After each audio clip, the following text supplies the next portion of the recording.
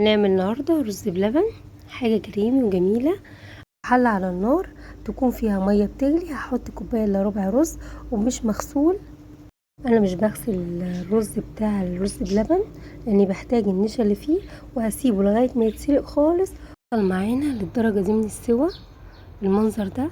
الميه بتاعته قلت خالص وبدأ معايا بالمنظر ده. هنا بقى هبدأ ازود اللبن ويكمل سواه في اللبن. معايا لتر لبن هضيفه وهسيبه يستوي شوية في اللبن عشان يبقى طعمه حلو. انا هسيبه يتسلق في اللبن ويكمل سوا في اللبن وياخد تطعيمة حلوة قوي، وهوطي عليه النار عشان ما يفرش. كل ما نسيبه في اللبن ويستوي في اللبن بيبقى طعمه حلو قوي، بيدي طعم ونتيجة حلوة قوي للرز بلبن. انا هنا خلاص بدأ يفور معايا وبدأ يستوي. لازم يكون اللبن كامل الدسم. لو تلاحظوا معايا عامل وش كده على وش اللبن. هدي عليه النار، هما كده مبندلوش فرصة ان هو يمسك في القعر ويعمل ارضية. كمان تلاحظوا ما بقلب كده مفيش حاجة ماسكة في ارضية الحلة، والمنظر جميل معانا اهو. هبدأ هنا بقى اضيف السكر. انا هضيف نص كوباية سكر. السكر والتحلية دي على حسب الرغبة، بس انا هنا ضايفة نص كوباية سكر، وده مقدار حلو قوي للتر لبن. هبدأ اقلبه كده ومجرد ما يدوب هبدأ بقى اقلب معلقتين نشا في ربع كوباية لبن او مية واضيفهم على الرز. انا ما بغسلش الرز ليه؟ لان انا محتاجة النشا بتاعته، وكمان لما يكون نوعه نظيف ومغلف يبقى كده ممكن ما تغسلهوش. انا في بعض الاوقات ما بغسلهوش عشان النشا بتاعته ما تنزل في المية.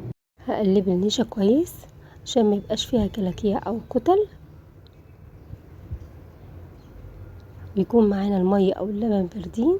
ان معلقتين النشا دابوا كويس قوي في اللبن او المية، وهبدأ انزل بيهم على الرز بلبن مع التقليب. وانا بنزل اقلب اقلب لغاية ما يربط معايا كده. خلاص سمكه حلو قوي، ده السمك بتاعه حلو قوي. مش هقدر ازود تاني النشا عشان لسه بيربط تاني بره النار. اضيف الفانيليا. انا هضيف فانيليا بودر عشان الفانيليا لو حطيتها سايله هتغمق لي الرز بلبن. انا هضيف كيسين فانيليا حلو قوي، بيدوا ريحه حلوه قوي للرز بلبن. اقلبهم كده تقليبه حلوه، وهبدا اضيف علبه قشطه. لو عندك قشطه بلدي من وش اللبن حطيها على الرز بلبن، وببدا اضيف علبه قشطه. انا عشان ما عنديش قشطه بلدي فحطيت علبه قشطه. هبدا اقلبها كده كويس مع الرز بلبن. دي طعم حلو قوي للرز بلبن، بتديله طعم كريمي كده وحلو كده. خلاص جاهز معايا الرز بلبن، جاهز معايا خلاص. هبدا احطه في الاطباق.